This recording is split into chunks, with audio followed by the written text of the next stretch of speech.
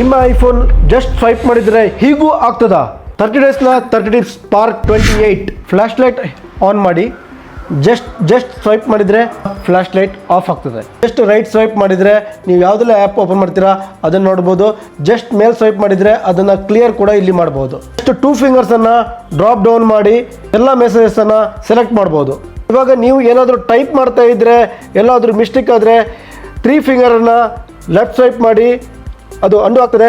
3 ಫಿಂಗರ್ನ right swipe ಮಾಡಿದರೆ ಅದು reed ಆಗ್ತದೆ.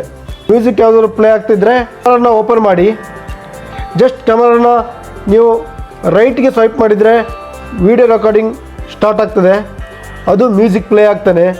ಹಾಗೆ ಲೆಫ್ಟ್ ಸ್ವೈಪ್ ಮಾಡಿ ನೀವು ಅನ್ಲಿಮಿಟೆಡ್ ಫೋಟೋಸನ್ನು ತೆಗಿಬೋದು. ಫ್ಲ್ಯಾಶ್ ಲೈಟನ್ನು ಆನ್ ಮಾಡಿ, ನೀವು ಅಪ್ ಮಾಡಿದರೆ ಬ್ರೈಟ್ನೆಸ್ ಹೆಚ್ಚಾಗ್ತದೆ, ಡೌನ್ ಮಾಡಿದರೆ ಬ್ರೈಟ್ನೆಸ್ ಕಡಿಮೆ ಆಗ್ತದೆ. ರೈಟ್ ಹಾಗೆ ಲೆಫ್ಟ್ ಸ್ವೈಪ್ ಮಾಡಿದರೆ ಅದರ ಡೈರೆಕ್ಷನ್ ಕೂಡ ಚೇಂಜ್ ಆಗ್ತದೆ. ವಾಟ್ಸಪ್ನಲ್ಲಿ ಜಸ್ಟ್ ಲೆಫ್ಟ್ ಸ್ವೈಪ್ ಮಾಡಿದರೆ ನೀವು ಎಲ್ಲ ಚಾರ್ಟ್ಸನ್ನು ಆರ್ಚಿವ್ ಕೂಡ ಮಾಡ್ಬೋದು.